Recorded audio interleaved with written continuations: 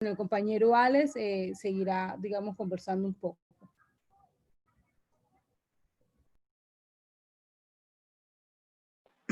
Gracias, Joana, por esa aclaración inicial que tú das. Es importante aquí también tener en cuenta, digamos, como que este es un proceso también de una lucha social y una lucha política, ¿cierto? Que surge también por esos mecanismos humanos de la discriminación que han existido, digamos, a lo largo de la evolución de la vida del hombre, diría yo. Profundizando más ya, digamos, en esas letras que tú inicialmente acabas de conceptualizar, entendemos a los transgeneristas o a las personas trans como una persona que se siente dentro de un cuerpo de otro género. Y actualmente, digamos, muy comúnmente escuchamos a las personas decir, ¿cierto? Dar su versión propia. Dice, por ejemplo, soy un hombre, pero su mente dice, soy una mujer. Entonces, entendemos ahí también cómo hay unas construcciones de género que también, digamos, son diversas y que nos implican, digamos, a veces transgredir lo que biológicamente nosotros somos. Entonces, por ejemplo, lo que ahí la frase dice, soy un hombre, es cierto, pero estoy encerrado en un cuerpo de mujer, o al contrario. Entonces, el transgenerismo implica, digamos, también eso, cómo, digamos, hay una persona que no está en su construcción social del género, no está, digamos, acorde con esa construcción biológica con la que ha nacido. Y para el tema intersexual, dice manifiesta caracteres sexuales masculinos y femeninos. Entonces, la intersexualidad también hace un llamado, digamos, a reconocer que el hecho de presentar, digamos, esos caracteres sexuales masculinos y femeninos, digamos, está ahí presente, digamos, y hace parte como de esa misma lucha, y que no es o no debería ser más bien un factor de discriminación, como creo que más adelante lo vamos a discutir. Entonces, no sé, también como lo dijo Joana, invitaríamos como parte de este conversatorio pues a la participación de las personas, así tienen algo que complementar, preguntar, estamos aquí súper atentos porque, como lo decíamos inicialmente, la construcción social no se da únicamente desde los conceptos, digamos, que a veces adquirimos de otras sociedades, sino también esa construcción social se resignifica, se reevalúa y se reinterpreta en el territorio dependiendo, digamos, de lo que se construya, de lo que se viva y de lo que se reinterprete y resignifique, digamos, en cada uno de los territorios. Entonces creo yo que ese sería como mi aporte en este tema. Bueno, muchísimas gracias a Joana y a Alexander, ¿verdad? Que es para nosotros nutritivo conocer de estos conceptos, ya que quizás agentes educativos, estas organizaciones educativas, pues poco se encargan de hablarnos de estos conceptos y precisamente enseñárnoslos, de cómo es realmente difícil, ¿no? Para algunas personas quizás comprender estos conceptos, pero que hoy definitivamente, pues a través de la experiencia de Joana y de Alexander, pues nos dan esas nociones de concepto de lo que significan estas palabras de la diversidad, ¿no? En en ese mismo orden, para nosotros y nosotras es importante plantear una pregunta y lo vamos a manejar uno a uno allí, y es, primero, ¿cuál es el impacto de la discriminación el tener Quería, una preferencia diversa? Creería quería que bien, le podría dar la participación primero a Joana, que nos cuente cuál sería desde su experiencia, ya como mujer lesbiana, tener una preferencia diversa. ¿Cuál es ese impacto discriminatorio que ha sufrido Joana? vale, perfecto, Diego. No, te iba a decir que quería, bueno, está bien, ya, ok, dejo de presentar, está muy bien. Esa es una pregunta muy profunda, extremadamente personal, porque son experiencias que nos atraviesan permanentemente, son experiencias que nos permiten a nosotras reconstruir y transformar nuestras vidas a través de asumir esa que nosotros denominamos como orientación sexual diversa. Entonces estamos hablando un poco de, tú me lo preguntas que cómo fue esa experiencia. Esa experiencia, por supuesto, no fue fácil, ¿sí? Porque hay varios momentos en las etapas, ¿sí? Una es la etapa personal, que nos atraviesa y nos dice, los pone en confrontación permanentemente, donde los genera esa situación de angustia, porque la sociedad nos dice que así no es, y quienes lo han asumido socialmente se les cuestiona.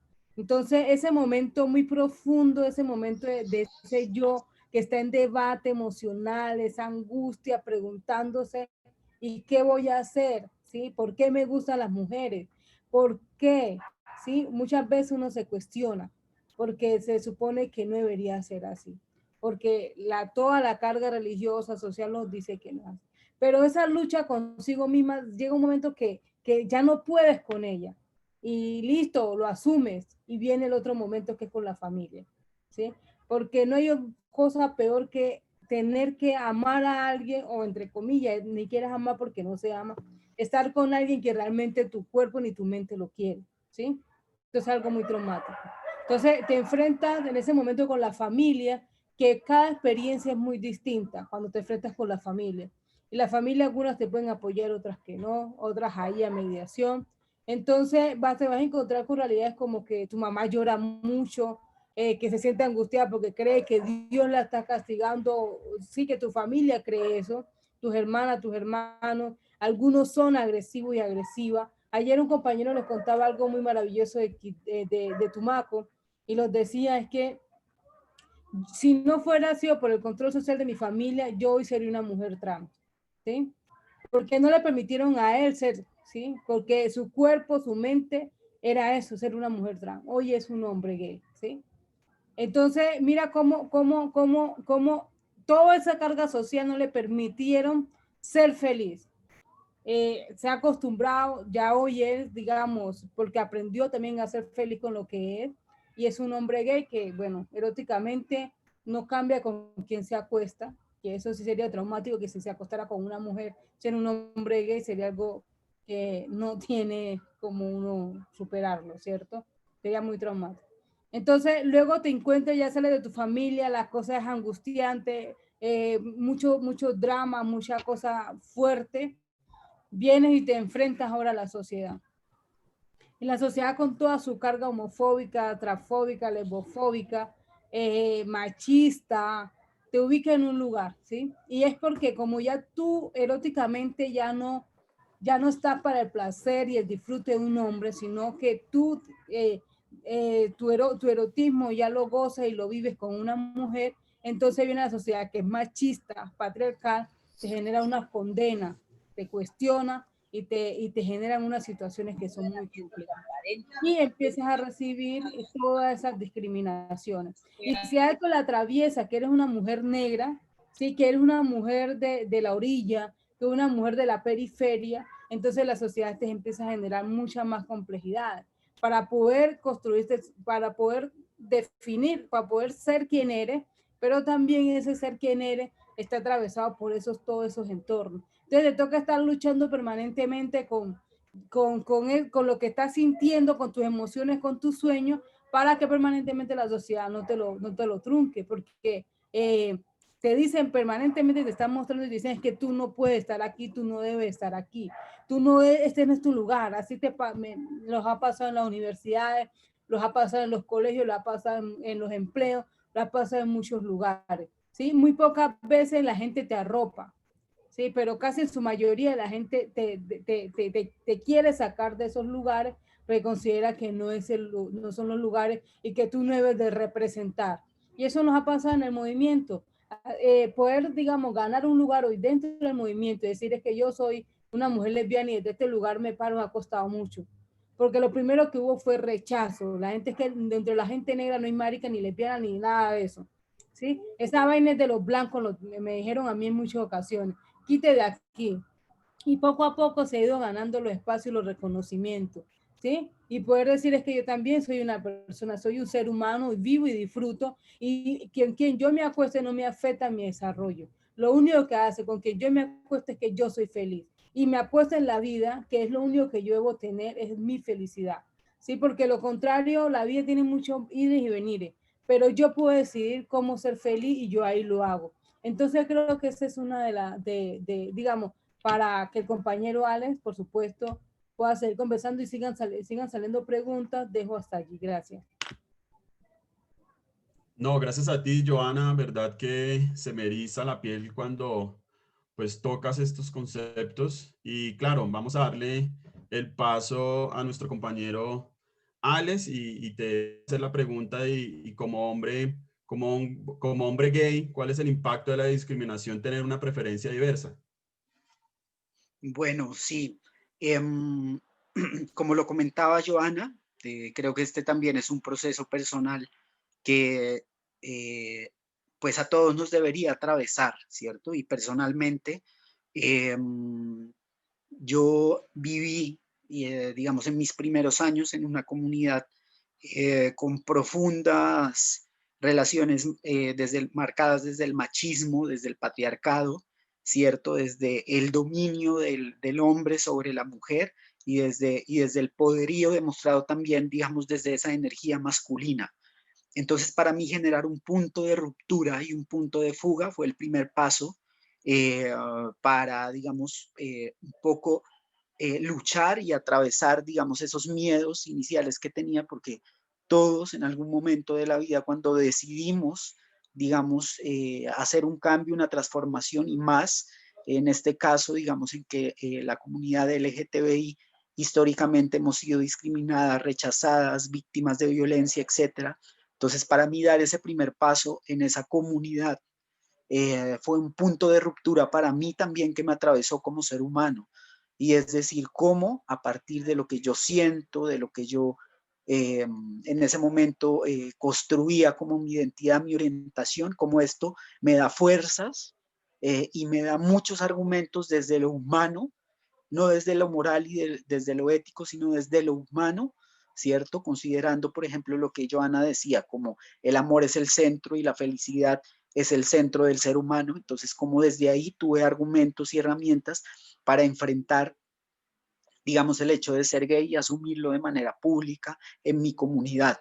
Entonces, para mí eso fue un punto de ruptura y un punto de fuga que me marcó, perdón, que me marcó positivamente y que marcó un camino para otras personas, ¿cierto? Y lo digo de esa manera porque, bueno, dentro de la discriminación a la que somos víctimas, diría yo, la comunidad LGTBI, no solo a nivel nacional, sino en el mundo, es mucho más difícil para unas personas que para otras. Y valoro mucho lo que dice Joana, ¿cierto? Y valoro mucho lo que ella comenta, el hecho de ser una mujer negra.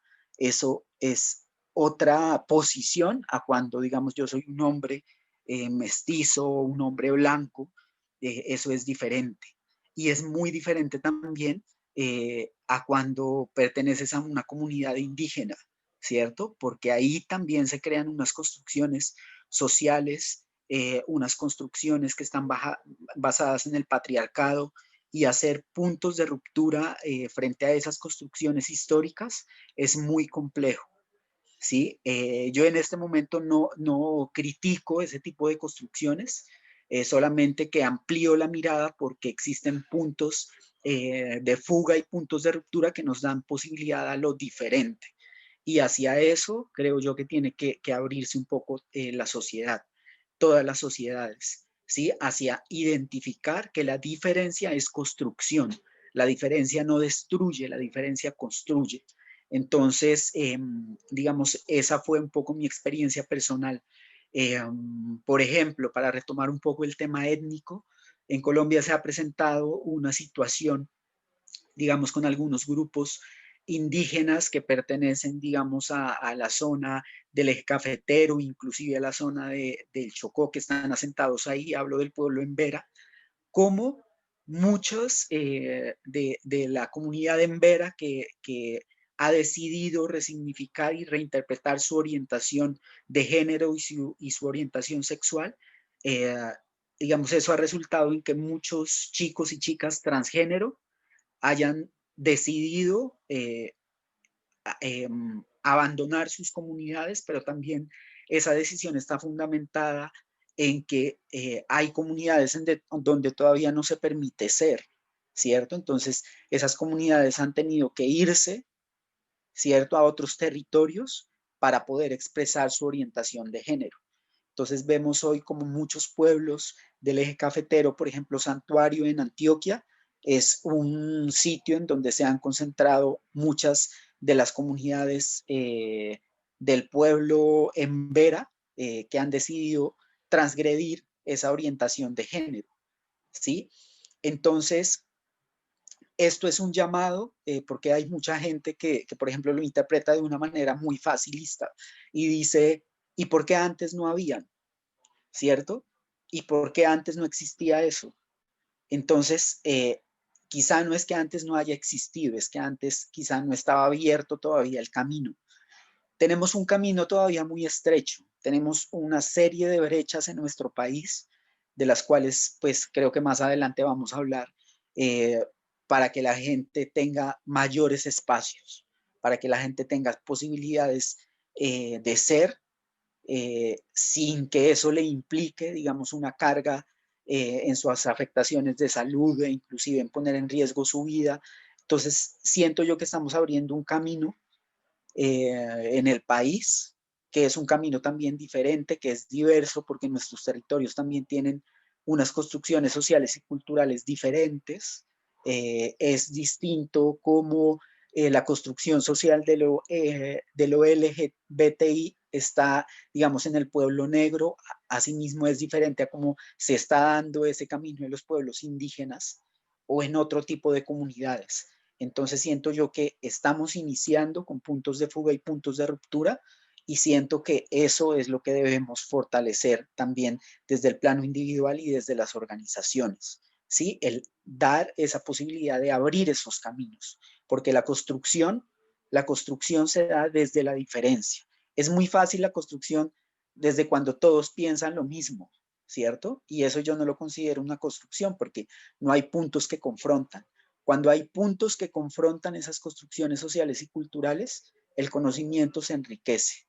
Entonces, dejo hasta ahí.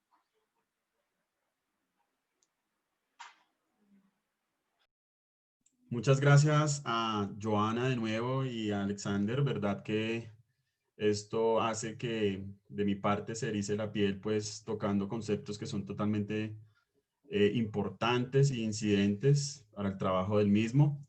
Yo quiero que los participantes y las participantes que están hoy aquí, pues tomemos en cuenta de que ellos han tocado varios puntos importantes. Dentro de esos han tocado puntos como la institucionalidad, esos pilares institucionales, desde lo religioso, la familia, la construcción de sociedad, una sociedad machista, ¿cierto? Un matriarcado que precisamente hace que ocurran estas acciones de discriminación.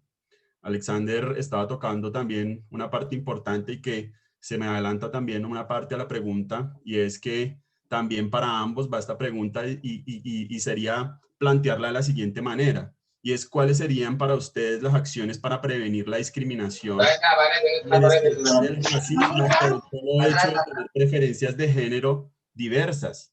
Sí, claro, porque pues Joana pues toca todo este tema desde la palabra lesbiana y lo mismo Alex, y quisiera que Joana me respondiera también desde esta misma dinámica esta pregunta: ¿cuáles serían para ustedes las acciones para prevenir la discriminación y en especial el racismo por el solo hecho de tener una preferencia de género diversa?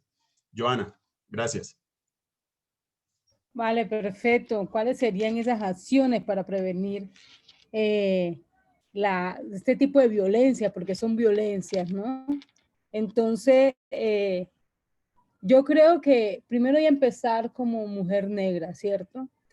Y algo que nosotras hemos planteado como mujer negra y lesbiana, que son las 3 categorías que me recoge, y por supuesto de la periferia, de la ruralidad que hemos venido planteando hace rato es que dentro, digamos, algo que sucede dentro del movimiento y es que nosotros venimos planteando esa exigencia de derecho, ¿cierto? Venimos planteando que somos y nos reconozcan como seres humanos, como sujetas y sujetos de derechos y políticos. Entonces, en ese sentido, creo que para mí la puedo resumir así, es que poder reconocer la otredad en las personas, poder reconocer esa humanidad, poder reconocer ese derecho. Así que todas, todos y todas tenemos derecho a ser, a vivir y amar, ¿cierto? Y que, por supuesto, nuestro color de piel no puede ser quien nos limite los lugares donde hemos estado tampoco favorezcan, como pasa en el caso de los blancos mestizos, ¿cierto? Entonces, digamos, yo resumiría de esa forma, yo resumiría esa forma para decir que una forma de seguir eliminando el racismo, reconociendo en las otras personas los derechos. Sí, reconocer que somos y tenemos derecho a ser libres, a estar, a vivir y a poder gozar de ese disfrute. ¿Sí? Entonces, ¿cómo lo hacemos? Cuando cada una de las personas que estamos aquí podamos reconocer y respetar a la otra persona y no juzgarla como naturalmente se hace. Cuando antes de decir una palabra ofensiva hacia otra persona, pues más bien pensar que puede ser esa palabra ofensiva hacia nosotras, ¿sí? Pensar que cada vez que vamos a decirle algo a alguien la podemos dañar, ¿sí? Entonces, es poder regularnos nosotros mismos, ¿cierto? Poder evitar esa confrontación innecesaria, esa violencia y poder respetar, ¿sí? Yo creo que nosotros podemos generar esas acciones. Cuando alguno de nuestros familiares sea una persona diversa, no ser los primeros en atacar. Es decir, Dios mío, ¿por qué me pasa esto? Y salir con toda esa cantidad de elementos que salen para juzgarnos y decirle usted no es, ¿sí? Entonces yo diría que digamos, lo primero es nosotras y nosotros cambiar ese comportamiento violento hacia la diferencia y empezar a reconocer que la diferencia es lo que nos hace ser más fuertes, porque no todos y todos podemos ser de la misma forma. Entonces, ese sería, digamos, el resumen, mi apreciación frente a la pregunta que hace. Joana, muchísimas gracias. Verdad que esto nos genera para los que estamos aquí hoy un punto de reflexión, para los que tenemos ese objetivo diverso, ¿cierto? Que tenemos esa diversidad de elegir y que desde ese orden también pues quisiéramos escuchar desde otra perspectiva que tiene Alexander, cuáles serían las acciones para prevenir la discriminación. Es decir, direccionada a la misma pregunta, Alex. Sí, estoy de acuerdo con lo que Joana ha planteado acá. Creo que muchas de las respuestas frente a las acciones de prevención están en nosotros. A veces nosotros pensamos que las respuestas, respetando lo que voy a decir y arriesgándome también a decirlo, muchos de nosotros pensamos que las respuestas están en las instituciones, ¿cierto? Que las respuestas deben venir del gobierno. Obvio que hay un papel del Estado y hay un papel del gobierno que tiene que ser clave en términos de las políticas públicas. Pero yo creo que en términos de las acciones iniciales de prevención de la discriminación, deben estar en nosotros, en nuestras comunidades, ¿cierto? En cómo tenemos esas formas de apertura a reconocer lo diferente, en cómo el trabajo en red que tenemos desde las organizaciones debe permitir incorporar, digamos, otros puntos de vista, no siempre los mismos, no siempre los puntos de vista que ya sabemos, que ya conocemos, sino incluir, como lo decía Joana, la otredad. Entonces, pienso que el trabajo en red y el trabajo de las organizaciones es un trabajo que implica, digamos, una educación constante, y sé que muchas de las organizaciones que están aquí lo hacen, lo visibilizan y lo difunden, porque desde el trabajo en red se previene, se construye, se educa, ¿cierto? Y lo que yo incorporo en mí lo puedo transmitir fácilmente en mis entornos, a mis familiares, a mis padres, a mis hijos, a mi pareja, a todos aquellos actores sociales con los que yo me relaciono. Entonces, creo yo que por un lado, esas acciones de prevención deben estar muy encaminadas al trabajo que se hace en red, que se hace de las organizaciones.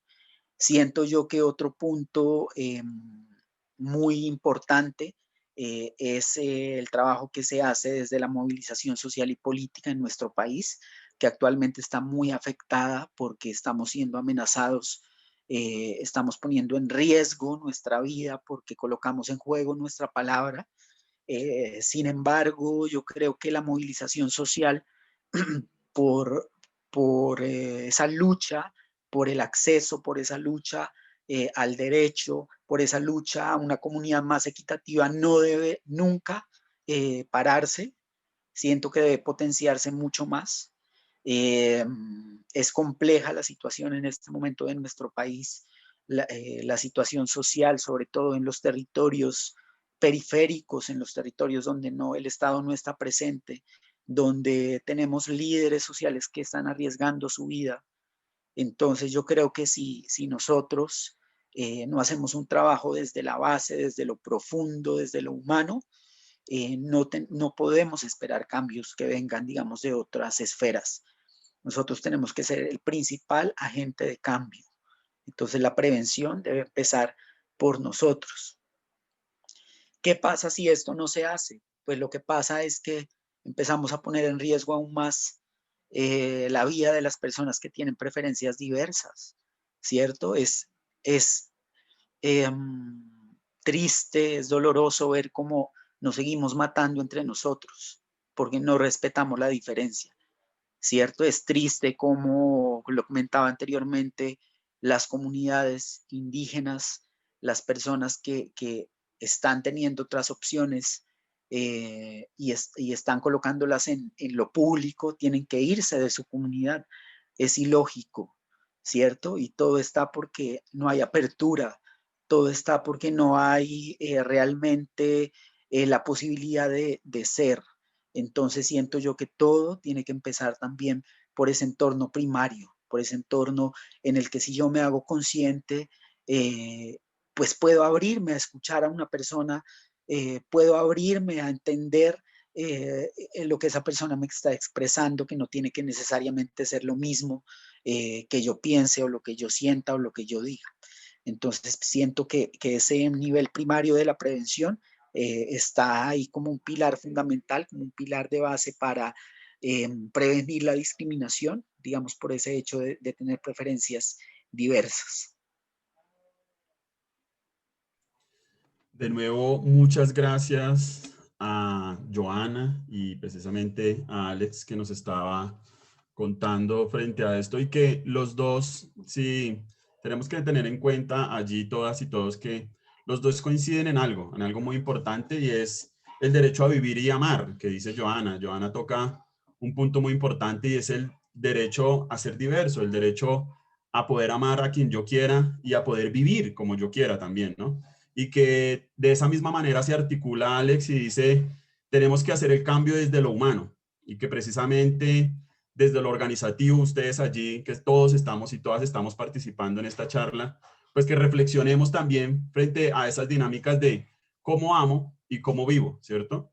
Y precisamente esto me da un paso bien importante a la pregunta siguiente y es para Joana, ¿qué significa ser lesbiana en una sociedad racista y cómo abordar situaciones de discriminación desde los campos, desde los dos campos, desde lo étnico y desde lo sexual?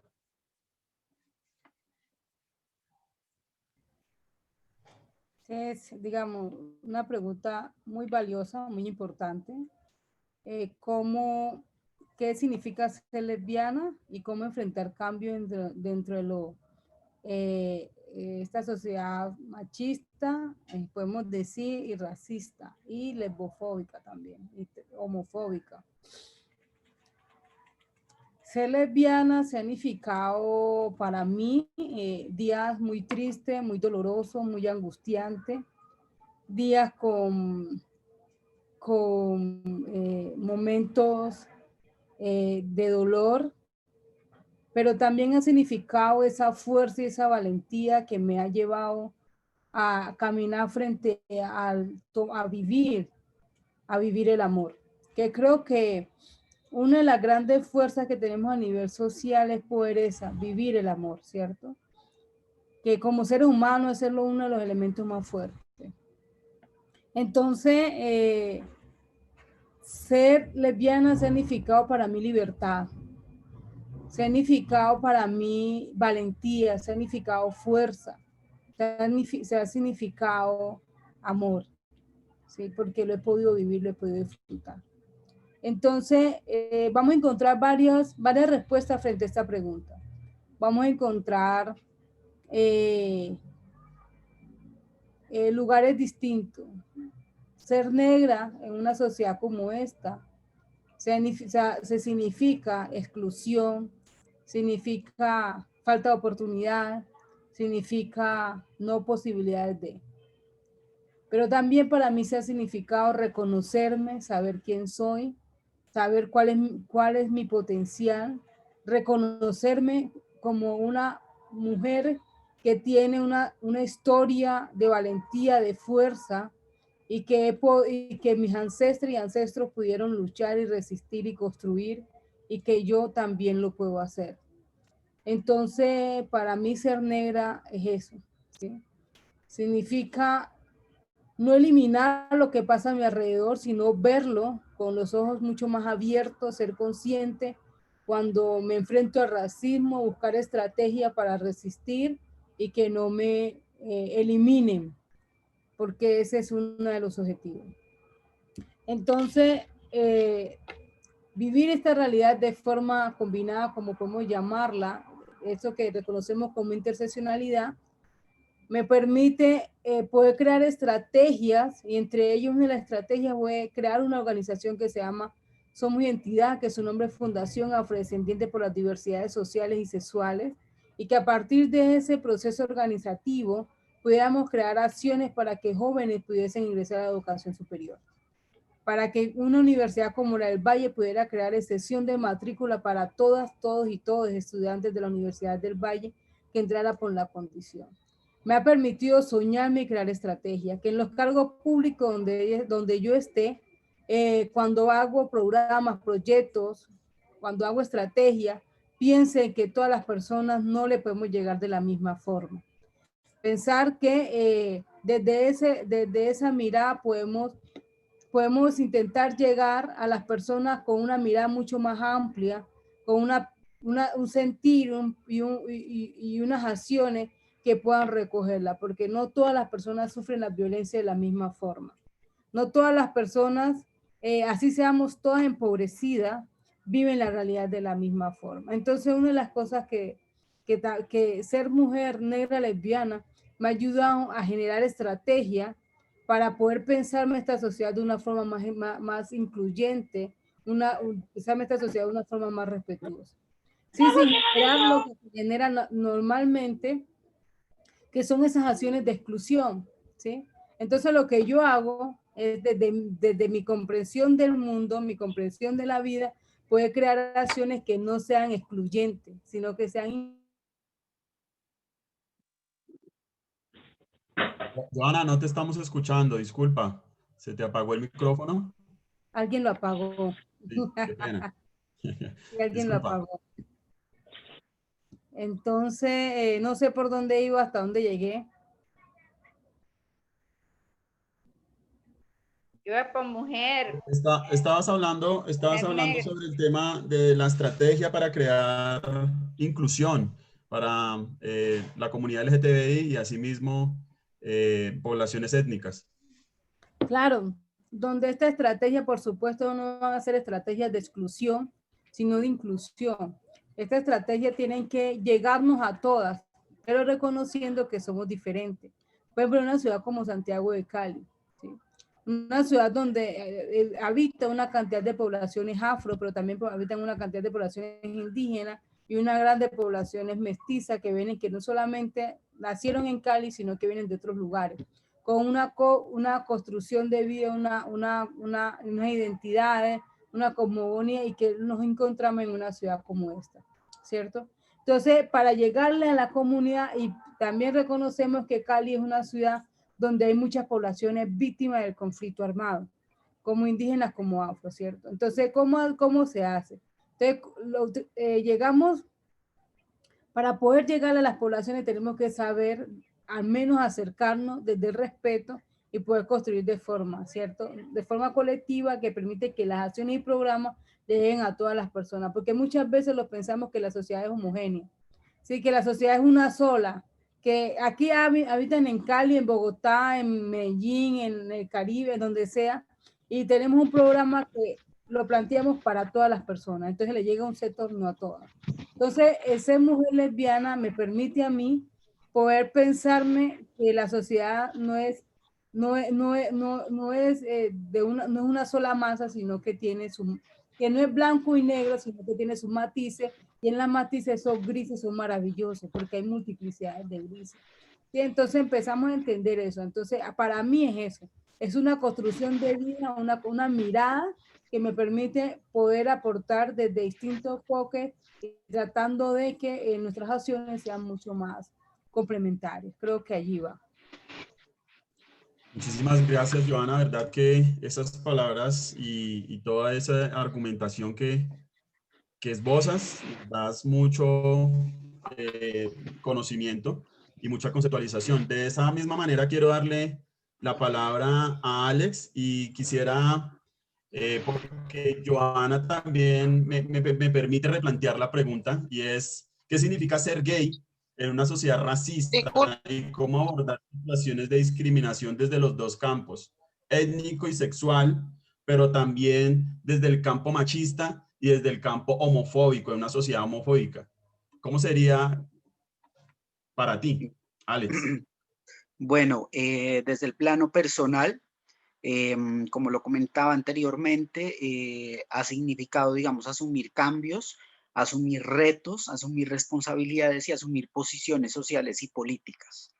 Ha significado para mí, digamos, un ejercicio muy consciente de reconocer la discriminación histórica y de no caer eh, en esa misma lógica de replicar esa discriminación, ¿cierto? Porque inclusive ni la discriminación ni el racismo, porque inclusive cuando nosotros hablamos, digamos, de comunidades afrodescendientes, de comunidades indígenas, de comunidades LGTBI, etcétera, identificamos también que hay patrones de réplica de esa discriminación que nosotros llevamos dentro.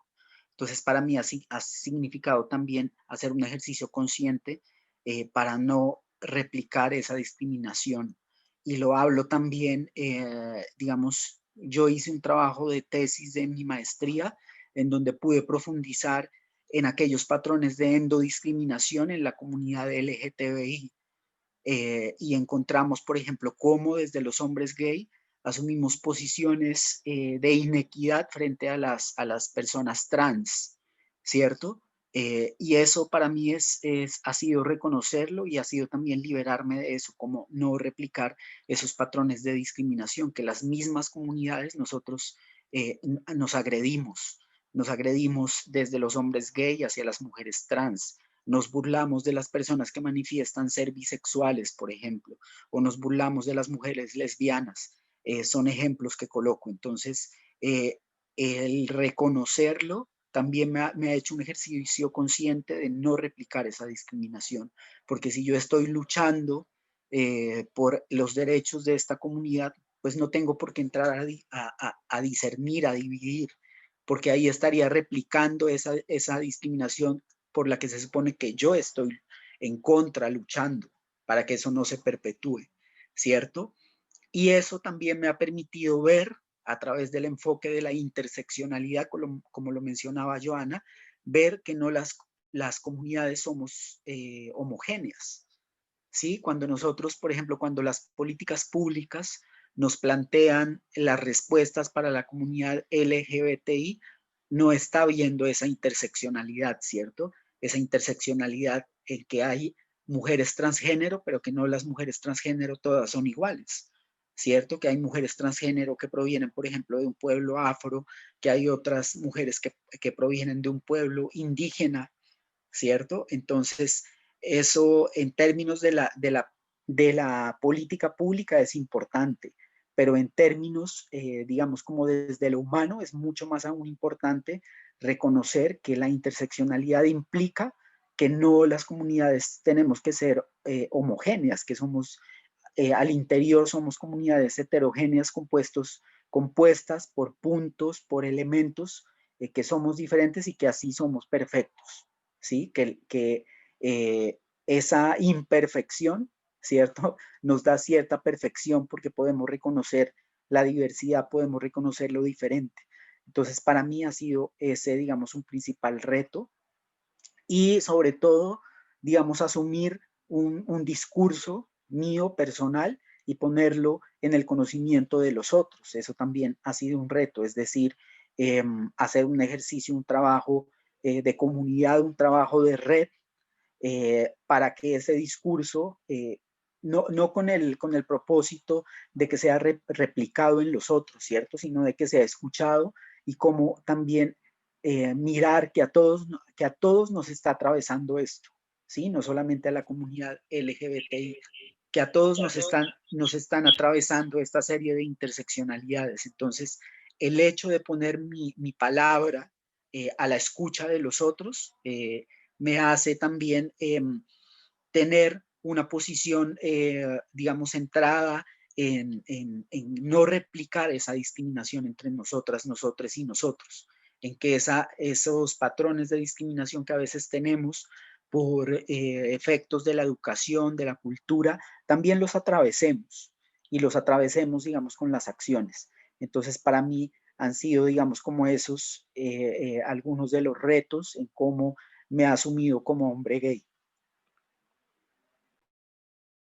Perfecto, muchísimas gracias de nuevo a Joana y Alex, verdad que pues nos dan puntadas para seguir construyendo esta gran red y que precisamente Joana tocaba algo muy importante y es el tema de la estrategia de inclusión, de poder crear inclusión desde los distintos campos, desde lo sexual, desde lo étnico, y que también en correlación se encuentra Alex, y es desde la acción, desde cómo agentes organizativos pues también hacemos que todos estos procesos se visibilicen.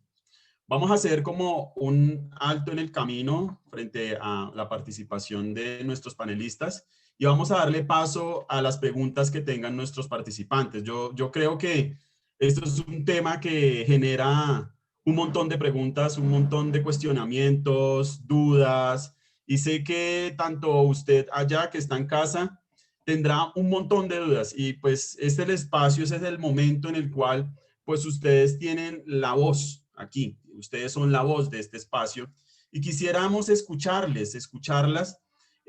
Sabemos que esto genera mucho cuestionamiento.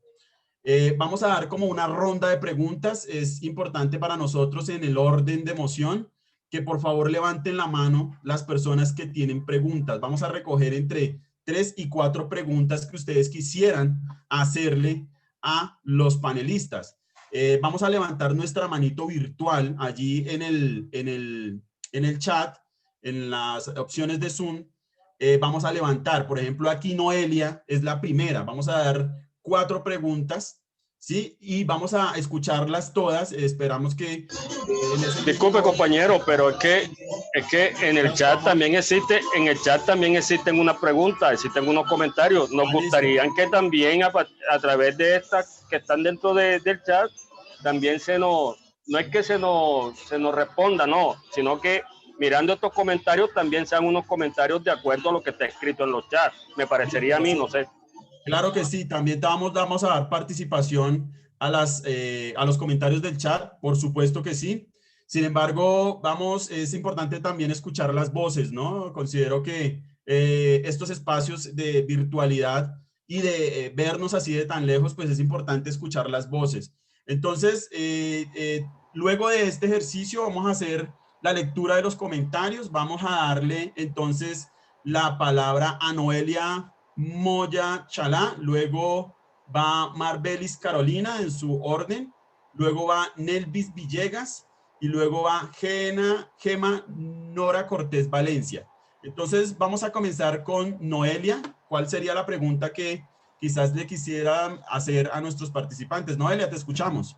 Sí, muy buenas. Nuevamente, más que todo una pregunta, yo no tengo una pregunta, sino quiero como aportar un poco, de acuerdo a los panelistas, lo que han hablado sobre el tema de la inclusión, sobre el tema de lo que se ha venido manejando, lo que han vivido ellos como el tema de ser gay, ser lesbiana. Yo diría, es que nuestras organizaciones desde los ámbitos territorial, nacional, han jugado un papel también muy importante en la estrategia en cuanto a las propuestas que ellos han hecho para el tema de la inclusión, de que realmente se tengan en cuenta y que realmente por el hecho de ser un tipo de persona, sea hombre, lesbiana o sea gay, eso no significa que esas personas deben de ser excluidos. Simplemente las organizaciones, lo que hemos hecho, principalmente las organizaciones afrodescendientes, es que haya inclusión dentro de ellos. Entonces yo quiero como dejar esa parte, aunque el compañero panelista tocó un poco, pero quería profundizar. Yo creo que una de las estrategias más fundamentales, que ha jugado un papel fundamental en todo este campo y toda esta problemática que llamamos nosotros como el rechazo hacia ellos, ha jugado un papel muy importante las organizaciones, porque a través de ellos se ha hecho visible y se ha sentido, y si miramos y nos damos cuenta, ya se tienen en cuenta que muchas personas, como son hombres o mujeres de diferentes tipos, lesbianas o gays, ya tienen participación tanto en lo político como inclusión en las organizaciones y en otras estrategias que se vienen jugando fundamental en todo el plano de la inclusión. Eso sería como mi aporte. Muchísimas gracias. Damos la palabra a, aquí en el orden, a Nelvis Villegas.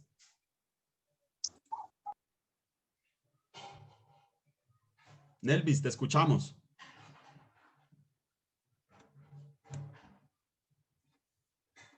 Nelvis, ¿estás con nosotros?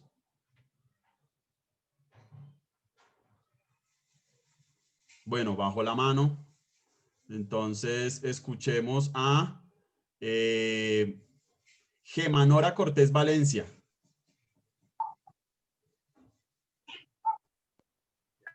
Gema Nora. Buenos días para todos y todas. ¿Nelvis? Y todos. ¿Aló? ¿Nelvis? ¿Aló? Sí, con Nelvis. Ok, Nelvis, dale. ¿Cuál es tu pregunta? Es sobre lo de mujer. Todos tenemos, creo yo, y toditos tenemos el mismo pensamiento, que todos tenemos el mismo derecho como mujer y como hombre. Que porque sean lesbianas, sean gay, lo están discriminando. Todos tenemos el mismo derecho y a nadie lo tienen que estar discriminando. Okay. Esa es una problemática que por lo menos yo me siento que ahora mismo no hay discriminación, y eso es un derecho que lo tenemos en todas partes. Okay, todas valen igual. Gracias. Okay. Gracias a ti. Escuchamos Gema, ¿está? Gema Nora. Sí, estoy. Buenos días. ¿Me escuchan? Sí, señora. Bueno, buenos días para todos, todas y todes. Yo le quería hacer una pregunta a los dos panelistas. ¿Cómo le cambio el chip yo desde lo pedagógico, ya que soy maestra de preescolar, a esas familias con una cosmovisión homofóbica? Ya que llegan a uno y le dicen, profe, no me hagas sentar al niño con ese niño por la inclinación que el niño tenga, o no te hagas con ese niñito, no quiero verte con ese niño, no quiero que hables con ese niño. ¿Cómo yo desde lo pedagógico le cambio esa mentalidad a esas familias cuando vengo tratando temas de nuevas masculinidades? Cuando se viene hablando del respeto a la diferencia, pero esas familias no cambian esa manera errática de pensar. Listo, Germán, gracias. Nuestros panelistas allí están haciendo sus respectivos apuntes para contestar las preguntas. Bueno, vamos a escuchar a la última pregunta, José Montenegro, y luego vamos a dar como el espacio de la lectura de los comentarios y sucesivamente a las preguntas que surgen en el chat. José. Buenos días para todos. Mi pregunta es sobre por qué hay tanta discriminación en el grupo de LGBTI. ¿A qué se debe que tienen que haber tanta escala dentro del mismo grupo? ¿A qué se debe ese proceder dentro de todas las personas LGBTI? Ok, gracias. Listo. Gracias a ti. Bueno, entonces vamos a darle el paso a nuestros panelistas. Vamos a darle primero la palabra a Joana, que nos pueda contestar frente a la reflexión que hacen algunos participantes aquí y que pues tenga ella la voz y desde la experticia que nos conteste estas inquietudes y estas preguntas. Joana. Perfecto. Digamos, han hecho preguntas muy interesantes. Creo que hay una de las preguntas la responde una de las compañeras cuando plantea que cómo hace para generar que en su institución educativa los padres no lleguen con tanto, digamos, homofobia, ¿no? Entonces vamos a responder en orden. Entonces una de las compañeras dice, ella está convencida que el respeto y el reconocimiento debe ser fluido, ¿cierto? Que todas las personas debemos de respetar y reconocer y que en la sociedad no hay racismo y no hay discriminación.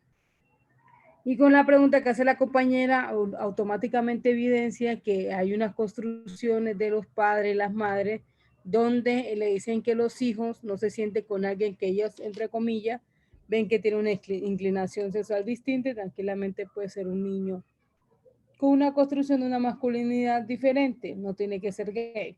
Pero como está la homofobia, la gente una vez lo plantea. Y la otra es cómo, por qué hay tanto racismo dentro del movimiento LGTB. ¿Cierto? O dentro de las comunidades LGTB. Esas tres preguntas nos llevan a algo y es poder evidenciar que esta sociedad sigue construyendo, sigue teniendo su estructura con una jerarquía de dominación frente a unas poblaciones, ¿cierto? Mono, ahorita me permite. Entonces en ese sentido, lo que claramente miramos, ¿cierto? Es que aún esta sociedad sigue siendo racista, clasista, patriarcal, machista, homofóbica, lesbofóbica, transfóbica. Y eso que hablamos hace un rato, y es que no les interesa ni reconocer que existe la diferencia, ¿sí? Y quieren seguir planteando su estructura porque además eso da poder, ¿sí? Poder para quienes sienten que son los beneficiarios. Yo una vez recuerdo una imagen interesante de un hombre que su jefe lo gritaba, que luego llegaba a la casa, gritaba a su esposa luego gritaba al niño y el niño gritaba al perro. Entonces vemos cómo ese relacionamiento de violencia, ¿cierto? Ese relacionamiento jerárquico, quien cree que tiene más poder sobre el otro, va generando ese tipo de violencia. Y eso es lo mismo, eso es lo que pasa naturalmente en la sociedad, que no debería ser, que lo hemos cogido como natural, pero es lo que pasa en la sociedad. Donde quien cree que tiene más ventajas que otro genera ese tipo de violencia. ¿Sí? Y cómo hacer que puede crear estrategias pedagógicas, ¿cierto? Y es poder, a través de los procesos de que a los padres les obligan, digamos, se le hace una exigencia, llamémoslo más decentemente, que hagan parte de los procesos educativos, poder generar, ¿sí? En ello esa conciencia que es importante y necesario y respeto por la diferencia. Poder invitar personas, ¿sí? Que ellos reconozcan, o personas de distintos lugares, ¿sí? Que puedan participar en tu proceso formativo como una estrategia de poder involucrar y que ellos puedan ser conscientes que este mundo es más abierto que lo que sucede en su casa, o en su vereda, o en su barrio, ¿cierto? Que este universo es mucho más complejo y más interesante, y que se están perdiendo la oportunidad, ¿sí? Y ¿por qué existe discriminación en la comunidad LGTBI? Sencillo, porque también es una estructura racista, y porque también hay clasismo, ¿sí? Porque también, como existe en el movimiento negro, ¿sí? En las organizaciones de comunidades negras, donde también se genera exclusión, hay comportamientos homofóbicos, ¿sí? También sucede, a mí me ha pasado, lesbofóbico, ¿sí? Entonces, porque creemos que tenemos que tener a alguien por debajo para sentirnos mejor, con no sé con quién. Entonces, esa situación que podemos revisar y tenemos que hacerlo, los puede generar ese cambio, ¿sí? De seguir pensando que tenemos que pisar a alguien para nosotros sentir que no estamos por debajo de. Porque los han dicho que tenemos que estar siempre por encima de. Y nos han dicho que tenemos que estar de una forma equitativa, ¿sí? De una forma que podamos, de forma circular, ¿sí? Poder compartir el mismo espacio y el mismo universo, ¿sí? Sin tener que excluir, dañar, lastimar a las otras personas. Creo que sería mi reflexión por el momento. Muchísimas gracias, Joana. Verdad que es una calidad tremenda en cómo abordas estos conceptos. Le doy la palabra ahora a Alex para que nos pueda responder frente a las inquietudes de y las participantes. Gracias. Sí, muchas gracias a las personas también que participan, porque yo creo que, como lo decía inicialmente, esto es una construcción de todas, todos y todes. Entonces, importante que en este conversatorio también exista, digamos, como ese vínculo de poder conversar con la gente. Entonces, por ejemplo, Noelia Moya nos hacía un aporte muy interesante, ¿cierto? Y ella dice cómo las organizaciones también vienen jugando un papel muy importante en todos los temas de inclusión, y eso me parece importante ponerlo acá, porque digamos nosotros, al ser también comunidades que estamos reafirmando el tema de lo étnico, ¿cierto? También pienso yo que es una responsabilidad de hacerlo, no sin decir que no se haya hecho, sino más bien en cómo lo fortalecemos. Sí, entonces me parece muy importante ese aporte de Noelia cuando ella nos dice que claro que sí se han hecho. Entonces la idea es que esos aportes se sigan profundizando y se sigan haciendo pues con mayor potencia.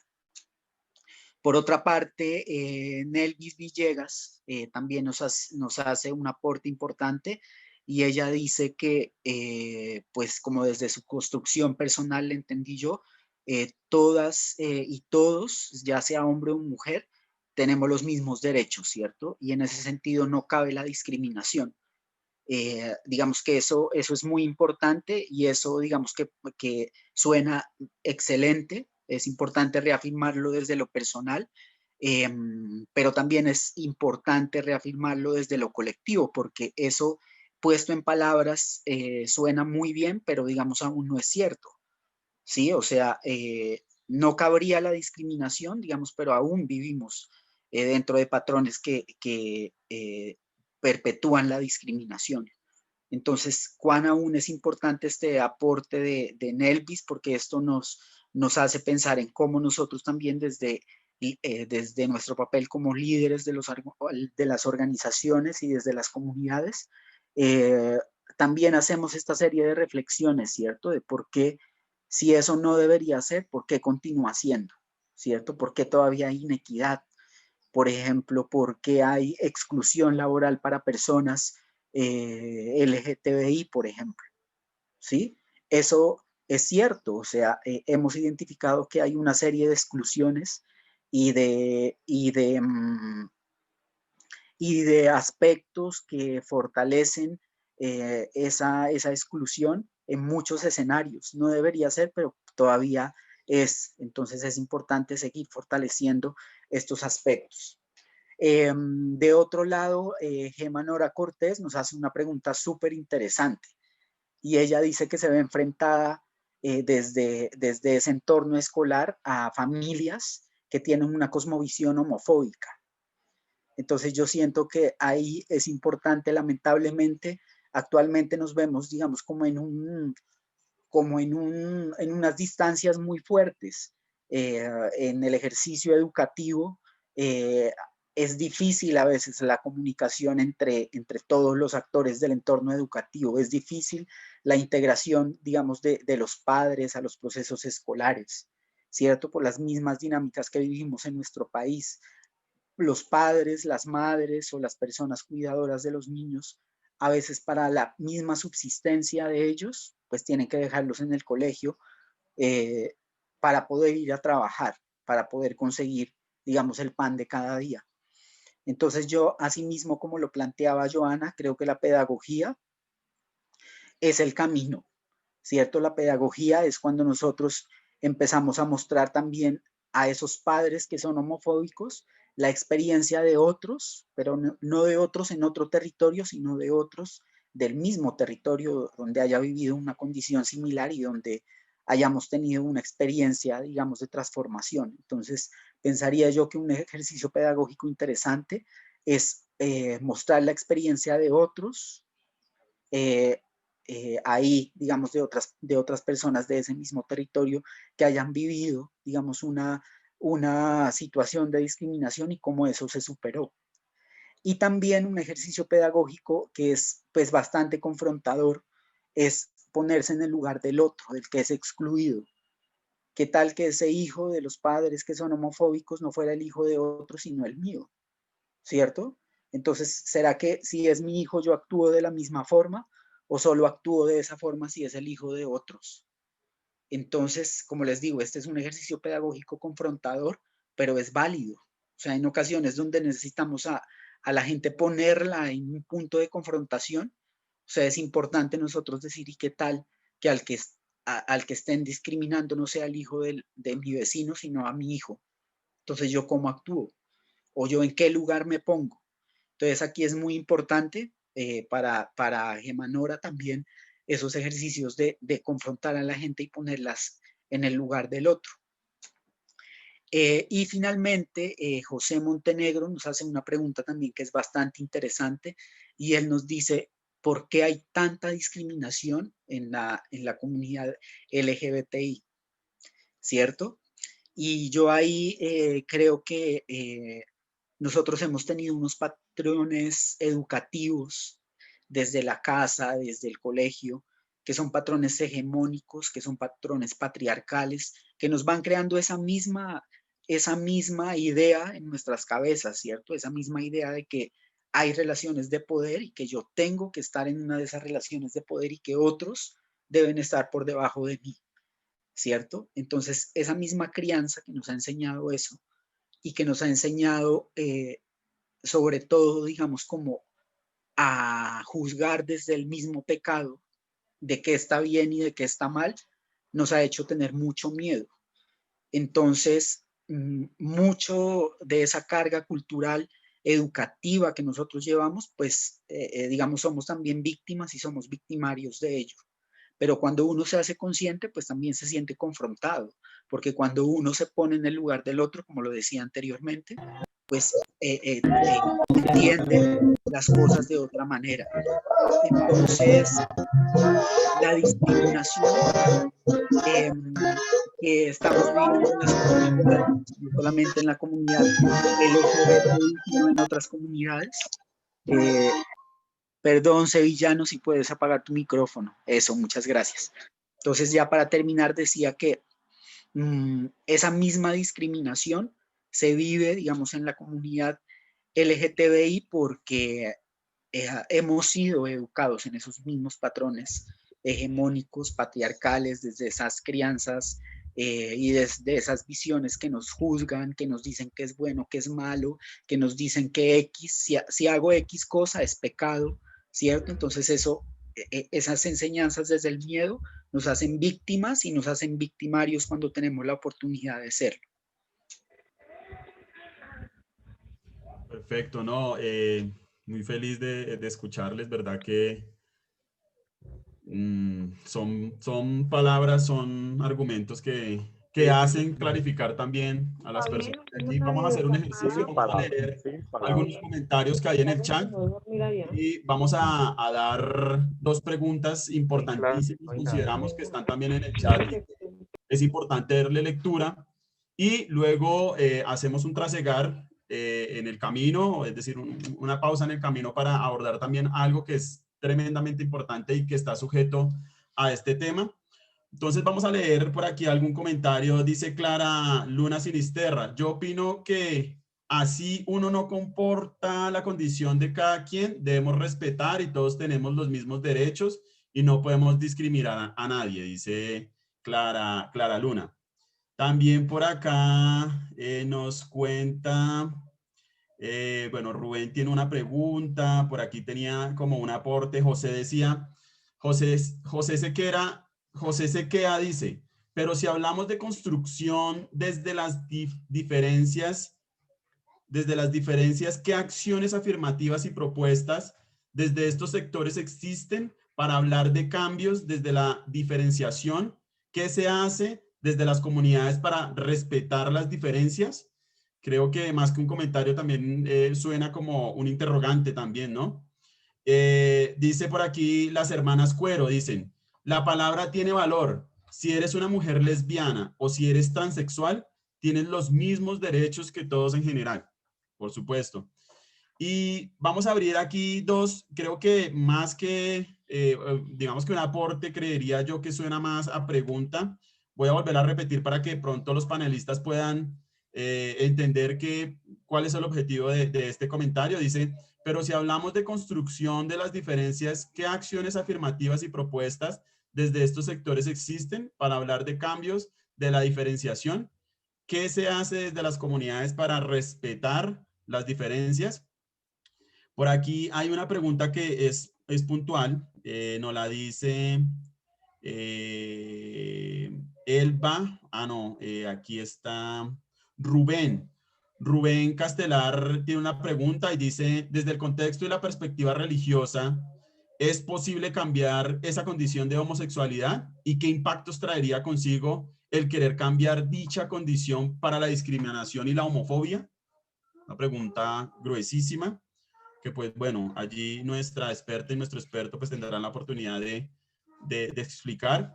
Aquí Rosa de la Escuela Yemayá dice, Rosa Murillo Mosquera dice, yo pienso que a nosotras, las personas mayores, nos han dado una mayor aceptación a la diversidad sexual. Son los trabajos y ejercicios que vienen realizando los colectivos y organizaciones juveniles en los diferentes territorios. Por aquí Karina Vázquez tiene una pregunta para los panelistas. Dice, hola, esta sociedad es muy racista. Hace poco vi unas noticias que hasta en los animales hay discriminación, solo porque son negros o los quieren adoptar. Bueno, eso es como más un comentario. Aquí hay otro comentario de Caterine. Muy buenos días. Mi pregunta va dirigida a los panelistas. Si la comunidad LGTBI lucha por la igualdad en la sociedad, ¿por qué se ve discriminación dentro de la misma comunidad? Es algo que ya por ahí lo había abordado Joana también en algún momento. Bueno, otro comentario, Juan Carlos Montaño dice, muy acertadas las respuestas, ya que primero estamos como seres humanos y saber que en lugar de atacar, lo mejor es entender. Dos, enfatizan en el respeto y lo más importante es cómo desde nuestras miradas evitar replicar las prácticas o estas prácticas. Muy bien. Otra opinión acá de Clara, dice, mi opinión es que todo esto es por falta de temor a Dios y al prójimo, porque Dios no nos ama a cada uno de nosotras con defectos y virtudes. También falta de valores, de amor, muchas veces demostramos lo que no somos.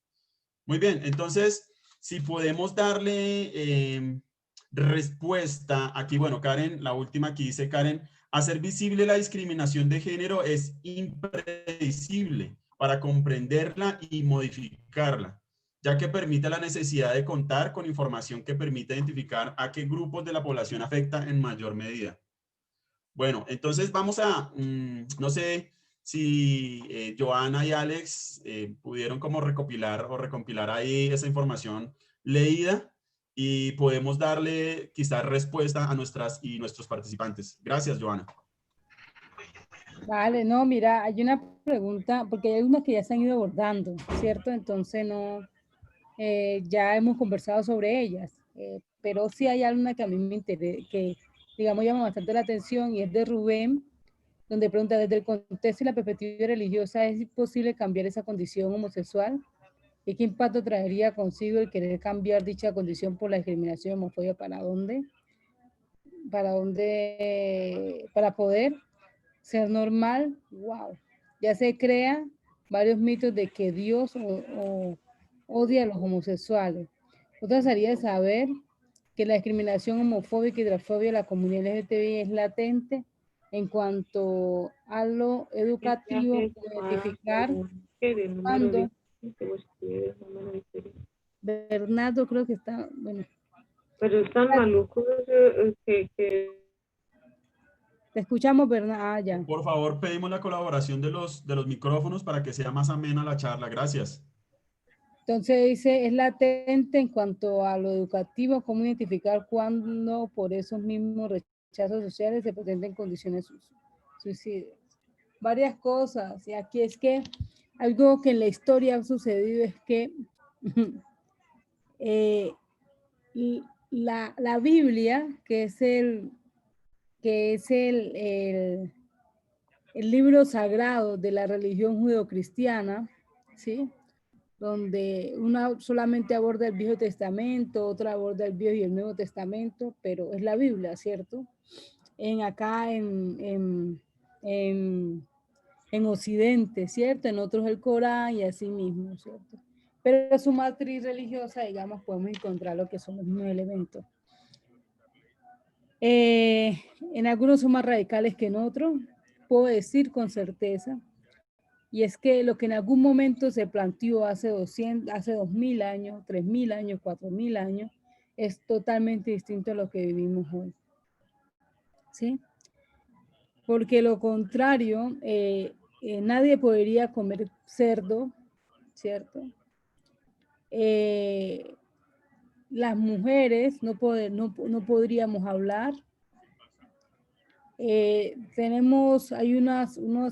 unos indicios donde muestra que Jesús no era blanco como lo muestran, sino que era un hombre por la época donde nació, por todo el contexto, era un hombre más bien cruzado con negro, podemos decir, estaba entre lo que nosotros reconocemos como trigueño, algo así como, o sea, no era un hombre blanco, como lo pintan, ¿cierto? Pero la Biblia lo hizo, o más bien quienes escribieron la Biblia lo blanquearon, la religión y toda la cosa. Es una discusión muy interesante. Y vamos viendo muchas cosas que la Biblia, pero yo lo que veo allí es que en este ejercicio creo que hay algo que la Biblia plantea y es muy importante, es el amor al prójimo. ¿Sí? Allí en ningún momento hablan de odiar. Pero creo que recoge con más fuerza cuando se habla de, entre comillas, odiar a la diferencia. Y cuando nosotros escuchamos hablar de la prédica de Dios, siempre escuchamos eso otro. Entonces, ese querer cambiar a otra persona, ¿por qué razón? ¿Cierto? No hay razón de ser. Ese querer, creer que podemos y que la otra persona tiene derecho a ser feliz. Porque ahí está en juego algo que muchas veces no prestamos atención, y es el derecho a la felicidad. El derecho a la autodeterminación, el derecho a ser. ¿Sí? Entonces, cuando queremos a través de los medios que sean, puede ser la educación, puede ser lo religioso, a través de lo cultural, de lo social, todo como lo queramos plantear, queremos entrar en la vida y decidir por la otra persona, limitando sus posibilidades de ser, estamos entrando en una situación muy traumática. Y por supuesto, como lo plantea el mismo compañero, eso genera suicidio. Muchas personas, digamos, hay una persona que logramos superar, que logramos entrar y darnos ese debate interno que es tan fuerte y superarlo. pero hay otras personas que no lo pueden porque están metidos en una estructura familiar muy compleja y deciden acabar con su vida porque esa es la salida que encuentran en ese momento más viable. Porque como ustedes, como seres humanos, como todas, todos y todas que estamos aquí, quienes los van a escuchar luego en esta transmisión de Facebook Live y que de pronto esto se reproduzca en otros escenarios, vamos a poder ver, ¿cierto? Y reconocer que una de las cosas más complejas que para mí es fundamental es el amor.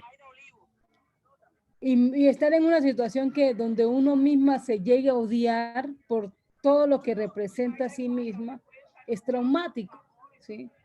Porque llega momentos que personas que somos diversas podemos llegar a odiarnos, ¿sí? A lastimarnos, porque consideramos que la sociedad nos dice que así no es y nosotros estamos luchando permanentemente con eso. Entonces, en ese sentido, no hay nada más bonito y que nuestros ancestros buscaron fue la libertad, ¿sí? Y la libertad de ser, estar y para mí amar, que es fundamental. Creo que ahí cerraría mi intervención.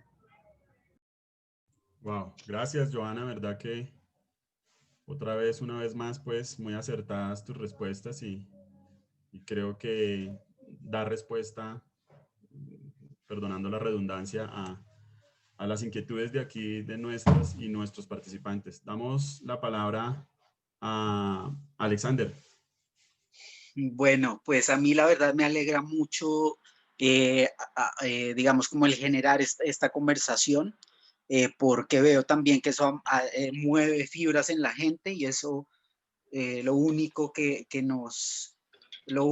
nos expresa es que pues estamos siendo atravesados por este tema, ¿cierto? Que no solamente se está quedando aquí, como lo decía Joana, en este Facebook, sino que también trasciende barreras. Entonces agradecerles a la gente que nos está haciendo preguntas, porque también veo que las preguntas están puestas desde esa misma construcción de qué está pasando conmigo, ¿cierto? Entonces, lo veo como muy importante y digamos que he tomado como nota de algunas cosas.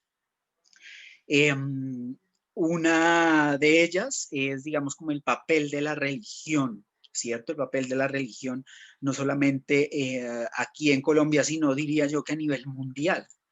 Siento yo que la religión ha sido usada también como un mecanismo de poder y específicamente esa es mi forma, es la expresión que yo tengo por lo que he investigado y he revisado, y es una estrategia de opresión. Miren cómo la religión tiene que atravesarse a sí misma también, o sea, la religión tiene que pasar de ser una estrategia de opresión del pensamiento a reivindicar el amor, creo yo, que es lo que, por ejemplo, en el caso de las personas católicas que se rigen por la Biblia, es lo que prima, es el amor, es la humanidad, ¿cierto? Entonces yo creo que aquí hay un salto importante y es la religión no tiene que ser utilizada como una estrategia de opresión, sino como una estrategia de construcción desde el amor, ¿cierto? Que nos reivindique como seres humanos. Por ejemplo, ¿qué dice el Papa actual? ¿Qué declaraciones ha hecho el Papa? ¿Cierto? El Papa no está haciendo declaraciones específicamente desde lo que específicamente se escribió en la Biblia hace más de 2000 años, porque nos estamos dando cuenta que la sociedad se transforma.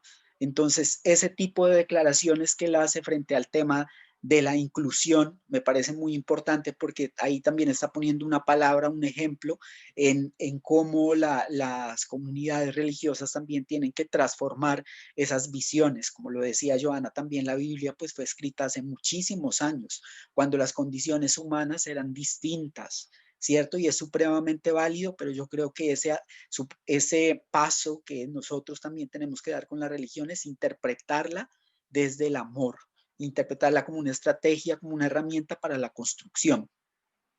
Por otro lado, yo siento que nosotros como actores de una sociedad debemos poner en la escena de lo público la discriminación, ¿cierto? Cuando digo en la escena de lo público es, digamos, en mis entornos cercanos.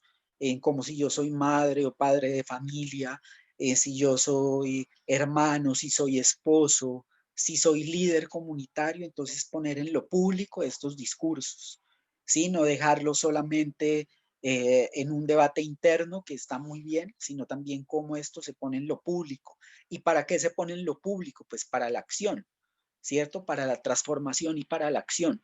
Yo pongo en lo público una problemática para poderle dar solución. Entonces, en este caso hay una invitación también muy fuerte a que sigamos poniendo en lo público esta serie de discusiones, en que a veces las respuestas, como lo decía anteriormente, están en nosotros mismos, no están en otros. Y el poner en lo público implica también cómo ese discurso que yo estoy diciendo, ponerlo en la acción. Por ejemplo, ahí recuerdo muchas de hechos que yo he tenido como hombre gay discriminatorios. Es, por ejemplo, que me han dicho, ay, pero usted al menos es gay, pero no es amanerado. Entonces, eso es, digamos, una posición bastante homofóbica, es decir, como si tú eres gay te aceptan, pero si no eres amanerado, si eres amanerado, entonces no, igual te vamos a seguir excluyendo. Entonces, miremos cómo también esas lógicas de los discursos que nosotros estamos poniendo en práctica tienen que ser discursos desde lo consciente, ¿cierto? No solamente desde la misma palabra, sino desde lo consciente. Y pienso yo que digamos, una de esas acciones afirmativas es poner el ejemplo. Ante todo, si yo soy padre de familia, pues reconocer también cómo mi hijo puede ser víctima o victimario, digamos, de una discriminación, de bullying en el colegio, y como yo también, digamos, tengo ya unos elementos incorporados en mí, en mi ser, que me permiten ser una persona distinta. Que me permiten ser una persona que está poniendo, digamos, esas palabras, pero ya en las acciones desde lo humano. Eso sería yo lo que tendría como que decir. No, verdaderamente que sigo anonadado con este espacio. Muchísimas gracias, Alex, por tus apreciaciones, ¿verdad? Que, pues, nos dejan en claridad algunas cosas, algunos de pronto seguirán con algunos interrogantes. Por términos de tiempo, acá nos podríamos quedar, no sé, todo el domingo charlando frente a estos temas que son tremendamente importantes, pero que obviamente tenemos como una agenda y que tenemos que cumplirla. Es importante también mencionar algunas preguntas. Vamos, creería yo que cerraríamos el espacio con este ejercicio de preguntas porque ha generado un dinamismo entre ustedes y escucharles y leerles, pues es importante para nosotros y para nosotras realmente. Y hay otra pregunta que, verdad, que a mí me parece que es supremamente interesante y que también recoge algunas preguntas que iban abordadas desde la dinámica de la charla. Aquí, por ejemplo, Jenny Flores nos dice que tiene una niña de 3 años y que tiene una hermana mayor lesbiana, pero no vive con ella, dice. Vive en el exterior y se ha visto solo 2 veces con ella. Dice, ¿usted creería que estaría bien o ustedes creerían que estaría bien tratar de hacer entender a un niño esta diversidad y cómo creen ustedes que deberían hacer? Porque noto que incluso para ustedes fue un reto aceptarse a sí mismos y a sí mismas. Entonces es una pregunta que también tenemos que darle respuesta porque no podemos dejar pasar por alto y que quizás también recoge un poco en la dinámica del abordaje de las preguntas que teníamos como en la charla del panel. Y también otra pregunta que es muy interesante, que también quisiera que ustedes recogieran y es, ¿cómo se ha visto afectada o cuál es el papel de la mujer, ¿cierto? Desde la violencia de género o causadas por la violencia de género antes y post pandemia. Sería como esas dos preguntas que tendríamos que recoger en un tiempo determinado entre Joana y Alexander, que nos pudiesen responder esas dos preguntas y terminaríamos como con la lectura de algunos comentarios y si nos alcanza para otra pregunta más, estaría perfecto. Joana, serías tú la primera, gracias. Vale, perfecto. No, con la primera pregunta, yo sí creo y estoy convencida que tenemos más cosas, más más cosas extrañas nosotras las personas grandes que los niños. Puedo pasar por experiencia. Una vez estaba con mi sobrina que tenía en el momento 5 o 6 años, estábamos jugando. Llegó en ese momento la que era mi novia y yo ya mi compañera y estábamos nosotros en la cama abrazadas y jugando toda la cosa. Ella me preguntó de una forma muy sencilla, menos mal mi compañera, una mujer muy sabia, y me preguntó, ¿ustedes son novias? Yo me quedé en silencio, mi compañera le dijo que sí. ¿Ustedes se aman? Sí, y la niña siguió como si nada tuviera para dónde en el planeta. Lo único que le interesaba saber era si nosotros nos amábamos. Sí, entonces, pero como uno tiene tantas cosas extrañas, tanto mito, vuelve más complejo. Mi hijo es un niño que nació en nuestra familia, por supuesto, es nuestro hijo. Y nunca se ha preguntado eso. Lo ve normal, porque es normal. Es que nosotras somos las que tenemos ese poco de cosas. Repito, lo hemos llenado de muchas cosas. Los niños no tienen problema en la vida. Ellos lo único que les interesa es saber que los quieren, que los quieren, que ellos quieren y que los respetan. Y ya, pare de contar, ellos son felices. Después que usted lo quiera, ellos no tienen problema en la vida. ¿Sí? Eso es lo que sucede con los niños. Y la otra pregunta sobre la violencia dentro de la pandemia, pues imagínense, ¿no? Pues yo creo que, digamos, las mujeres a nivel global, se han visto los feminicidios, eso fue un aumento espantoso sobre feminicidio, sobre violencia, ¿sí? Sobre violencia basada en género en los hogares, ¿cierto? Y por supuesto, eso también afecta a mujeres trans, a mujeres lesbianas, por supuesto, a hombres gay, porque antes nosotros salíamos y hacíamos la vida afuera, llegábamos, que pasamos, digamos, 10 horas en la casa, podemos decir que 8 la pasamos durmiendo, 7. Entonces, nuestra construcción, nuestra relación era otro tema. Pero estar 24/7 afloja y genera que los encontremos con muchas situaciones que generaron aún más angustia, ¿sí? Entonces, yo diría que este momento social pudo evidenciar que se sigue estando, que esta sociedad sigue siendo machista, por supuesto. Los empleos, la experiencia que viví.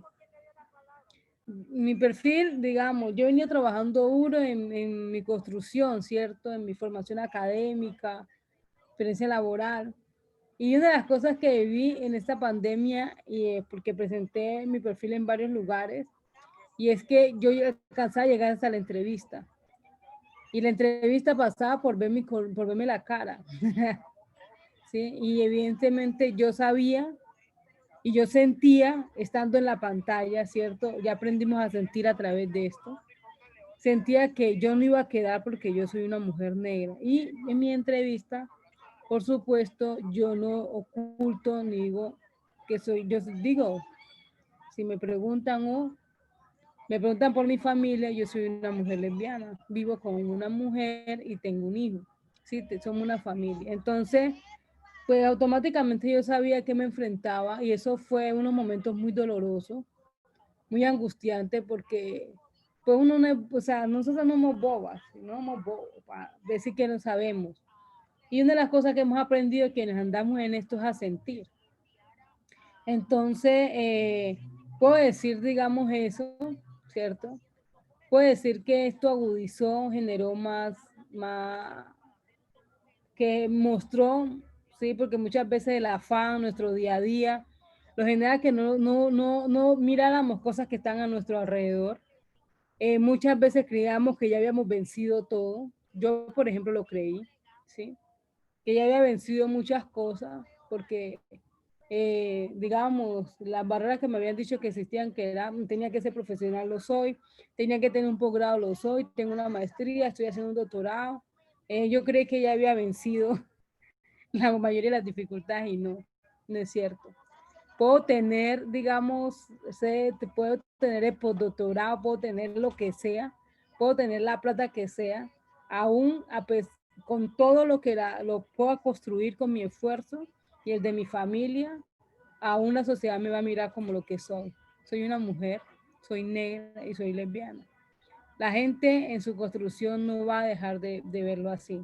Sí, entonces tampoco voy a decirle a ustedes que voy a mentirle, que esta sociedad no es fácil, pero también lo que puedo decirles es que tenemos la fuerza, que podemos seguir trabajando, que lo vamos a lograr, así como nuestros ancestros y ancestros lo lograron. ¿Por qué limitarlos nosotras ahorita?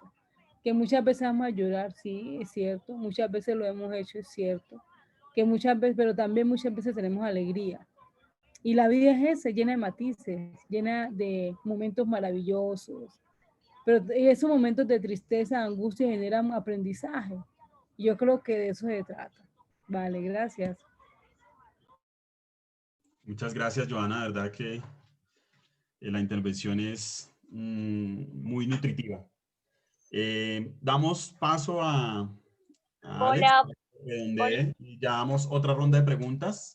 Damos la última, es decir, tenemos el milímetro del tiempo exacto. Entonces, dejaríamos que redondee Alex frente a lo que estamos planteando con las dos preguntas y una última intervención para poder cerrar a tiempo. Gracias. está buena. Gracias, Diego. Bueno, creo que ante la primera pregunta, pues Joana no pudo ser más clara, además porque es un ejemplo vivo, ¿sí? Entonces yo ahí no quisiera como profundizar mucho porque ella ya fue suficientemente clara y lo único que tendría como por decir es que el cambio frente a cómo hablarle a un niño debemos asumirlo, somos nosotros los adultos, ¿sí? Porque los niños tienen un amor genuino. Los niños no tienen esa serie de diferencias que nosotros en nuestras estructuras mentales y en nuestros modelos hemos asumido. Los niños simplemente expresan su amor, ¿sí? Expresan el amor y sienten el amor y lo viven. Entonces el reto, digamos, es para nosotros como adultos, a sacarnos, a generar puntos de ruptura, puntos de fuga en nosotros mismos y a entender pues que el niño no tiene mayores dificultades, así como lo explicaba Joana. Y por otro lado, frente al impacto de la violencia de género que han sufrido las mujeres antes de la pandemia y en ocasión de la pandemia, pues yo sí tengo que decir que es muy lamentable encontrar que en el país todas las violencias basadas en género se han triplicado y lo más triste es identificar cómo el entorno del hogar, el entorno de la familia, es el entorno donde se presentan mayores violencias contra las mujeres, contra niñas y niños. ¿Cómo encontramos que el hogar ahora es el entorno más inseguro? ¿Cierto? Cuando nosotros identificábamos el hogar como un entorno seguro, ahorita nos estamos dando cuenta que la pandemia nos enfrentó tanto a los retos de encontrarnos con nosotros mismos, de convivir 24 horas con nuestras familias y eso nos complicó, por decirlo de alguna manera, la vida y ahora el entorno del hogar es el entorno más inseguro para las mujeres. La mayoría de feminicidios que han ocurrido en el país han sido cometidas por los agresores que son sus parejas. Entonces, esto nos tiene que confrontar como sociedad, ¿sí? Porque nosotros como hombres estamos asumiendo un rol dominante y lo continuamos haciendo un rol dominante, un rol hegemónico contra las mujeres y patriarcal. Entonces siento que la pandemia nos ha puesto de manifiesto, digamos, como esa monstruosidad, por decirlo de alguna manera, que nosotros tenemos en sí y que también es un reto para la sociedad de enfrentar. O sea, no podemos seguir perpetuando los feminicidios ni ningún tipo de violencias contra las mujeres, ni contra ninguna persona, ni contra los niños, niñas, adolescentes, ni contra los hombres, ni contra nadie, porque es que aquí estamos, es para amarnos, aquí no estamos para hacernos daño. Entonces siento yo que ha sido un impacto negativo, pero también de esto, así como de todo, tenemos la capacidad de salir adelante y cuando estamos juntos, cuando hacemos parte de una red, cuando, digamos, tengo una comunidad, cuando tengo una asociación, cuando tengo un hermano, cuando tengo un punto que me apoya, es más fácil que cuando estoy solo. Entonces aquí la invitación es a que no perdamos del punto de vista eso. O sea, que cuando estamos juntos, las cosas, digamos, tienen diferentes diferentes perspectivas. Cuando estamos solos, es más difícil enfrentar cualquier tipo de retos. Alexander, de nuevo, muchísimas gracias, ¿verdad? Que ilustras lo mismo que Joana cada vez que intervienen. Es de una calidad académica y una calidad desde la experiencia también, cómo vienen manejando todos estos temas y que sin duda nos dejan, miren el chat, es decir, nosotros hacemos el ejercicio del chat y se generan un montón de preguntas, quisiéramos responder también a todas esas inquietudes, todas esas preguntas, pero que por términos de tiempo también y digamos que respetando las dinámicas de los panelistas, porque sabemos que andan en otras dinámicas, es importante respetar el tiempo, pero que podemos dar un poquitico más de tiempo frente a algunas interrogantes quizás o apreciaciones u opiniones que algunas personas tienen aquí en el chat. Y yo creería que terminaríamos con eso. Aquí Claudia dice, ¿cómo hago como docente preescolar trabajar con los juegos que según la sociedad tiene estipulados para hombres y mujeres? ¿Y en qué momento ejecutarlo los hombres? Muñeca, mujeres, carros son índices de orientación sexual diferentes al que aparentan. Otra sería los colores y motivos en los cuadernos de los pequeñitos. Para mí como docente es muy delicado el estar en constantes choques con los papitos por esto. ¿Qué debo hacer? Uf, una pregunta que podríamos quizás resumir en un momento por parte de Joana y Alex, unos 2 minuticos y podamos resumirle y darle respuesta a ella. Y dice, bueno, acá dice Joana, muy interesante el tema del racismo. El racismo siempre va a avanzar, la tarea seguiremos haciendo, no hay una opción, la tarea hay que hacerla para la transformación adentro, como lo dices. Ok, bien. Listo, aquí hay otra que me parece interesante, dice Bernardo Medina, mi esposa y yo somos indígenas de etnias distintas, ella y yo le hemos inculcado a nuestra pequeña que el amor no distingue y que es entre personas, sin importar su sexo, color, tamaño, pensamiento o lo que sea que nos diferencie. Son nuestras enseñanzas las que repercuten en el pensar de nuestros niños. Ellos no diferencian ni juzgan y por nuestra naturaleza todos deberíamos ser así. No juzgar, no maltratar, vivir y dejar vivir, apoyar en nuestros hermanos y en nuestras hermanas, sin distinción, sin condición, sin maltratar y no dejando tampoco que nos maltraten. Listo, creeríamos que cerraríamos con esa última intervención que hace nuestra compañera Claudia, que es docente de preescolar y que tiene esa inquietud. 2 minuticos, Joana, que pudiésemos responderle. Y lo mismo, Alexander, a nuestra compañera.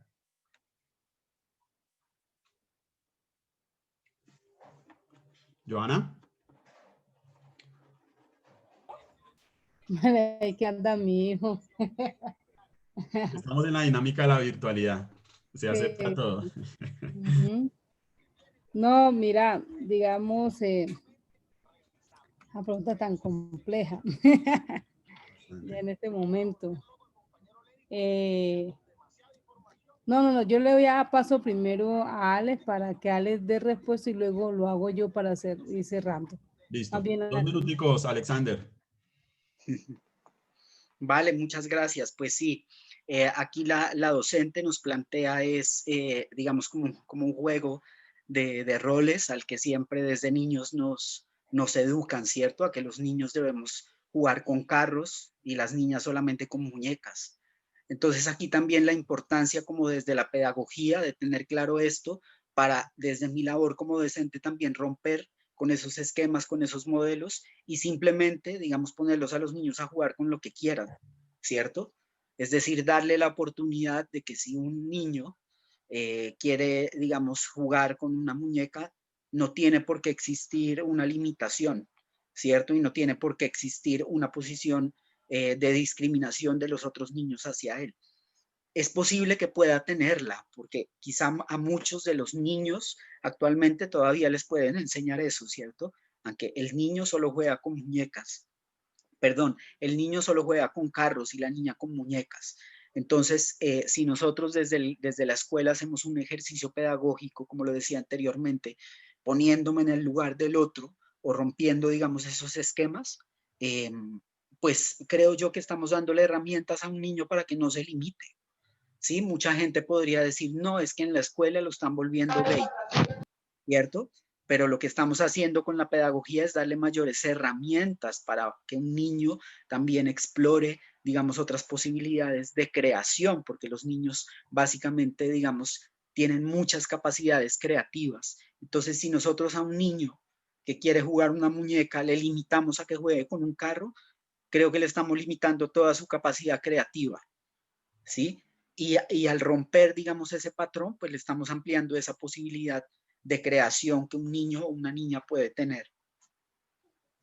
No sé, Diego, no alcancé a escuchar la otra pregunta. No, Alex, más que una pregunta, era como una, digamos que hay una intervención que tenía una persona que era Bernardo, que decía que pues contaba cómo criaba pues a sus hijos desde el amor, desde la pedagogía. Okay. Pero perfecto, muchas gracias, Alex, verdad que vuelvo, insisto, su intervención, tanto como la de Joana, son tremendamente académicas. Joana, para cerrar, ¿qué podrías decir de esa pregunta? Vale, perfecto. Mira, la experiencia como familia. Mi hijo tiene 7 años, está en un colegio, por supuesto, y muchas veces cuando en el colegio dibujan la familia o muestran cuáles son las familias, por supuesto, nosotros no aparecemos. Pues no solamente no aparecemos las familias como la nuestra, sino que no aparece familias donde está la abuela con el nieto, donde muchos tipos de familias, o familias más grandes, solamente papá, mamá, 2 hermanos, un perro, ¿sí? Es mucho más fácil. Entonces siempre nos toca hacer un dibujo o imprimir y mandar nuestra familia, ¿sí? Entonces Simón cuando dibuja, por supuesto dibuja nuestra familia. Y eso nos hace en los colegios. En los colegios se sigue implementando y fortaleciendo que hay una sola forma de ver el mundo y es esa.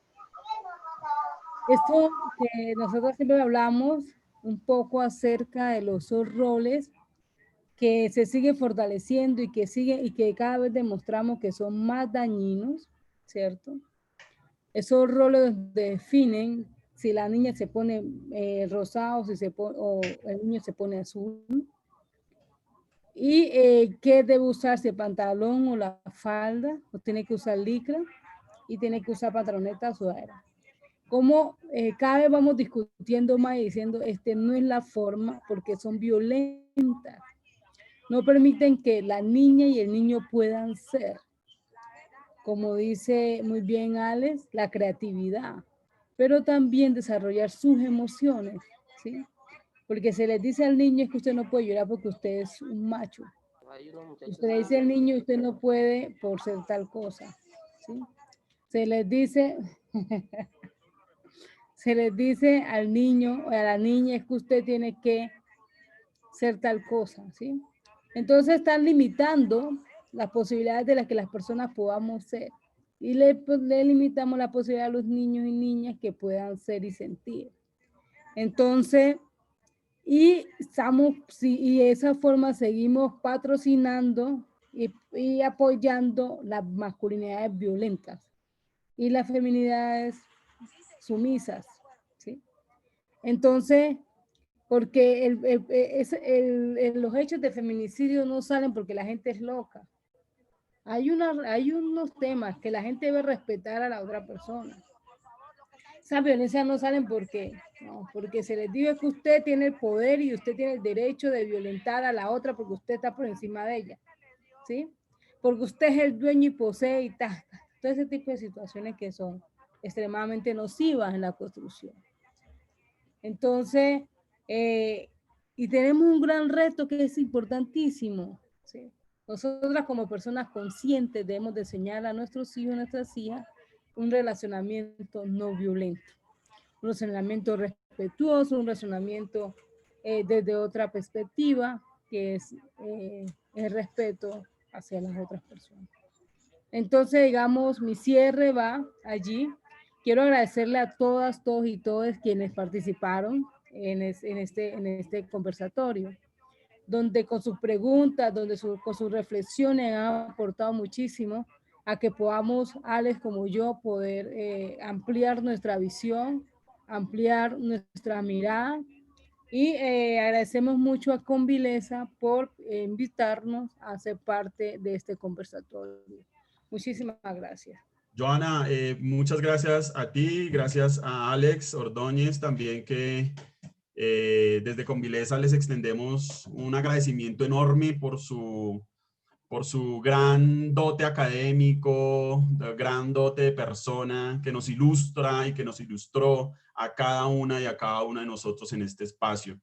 Agradecemos, solamente es una cantidad de miles y miles de agradecimientos, ¿verdad? Que fue un espacio muy nutritivo, lleno de, me llevo muchísimas cosas, tanto yo y creería que los demás y las demás también se llevan. Simplemente me queda decirles que por favor prendamos las cámaras para despedirnos, prendamos todas nuestras cámaras, despidámonos, muchas gracias, hasta una próxima oportunidad, nos veremos el próximo sábado con otro tema muy importante y desde Convileza simplemente quedamos totalmente agradecidos. Gracias, muchísimas gracias, la verdad, por estar acá y también a la gente que estuvo como tan activa. Pienso que eso es como lo más importante de un conversatorio virtual. Entonces, mil gracias a Convileza y que ojalá sigamos ahí trabajando porque la lucha continúa. Muchas gracias a todos los panelistas y a todos los participantes. Muchas gracias a todos los panelistas. Chao. Chao. Gracias, muy buena. Con los panelistas, gracias. Muchas gracias, chao. Gracias. Muchas gracias por el siguiente tema. Compañero. Muchas gracias, hasta luego. Que se requiere. Hasta la próxima. Chao. Gracias por la participación. Muchas gracias a todos, gracias. Solo me dio el jugo, no me diga que me diera jugo. Una limonada, no jugo lo que haya. Yo pensaba que tenía el micrófono abierto y lo tengo cerrado. Chao a todos. Muchas Bye, gracias. bye. Que estén bien. Muchas gracias a todos. Feliz tarde. Chao, goodbye, hasta luego.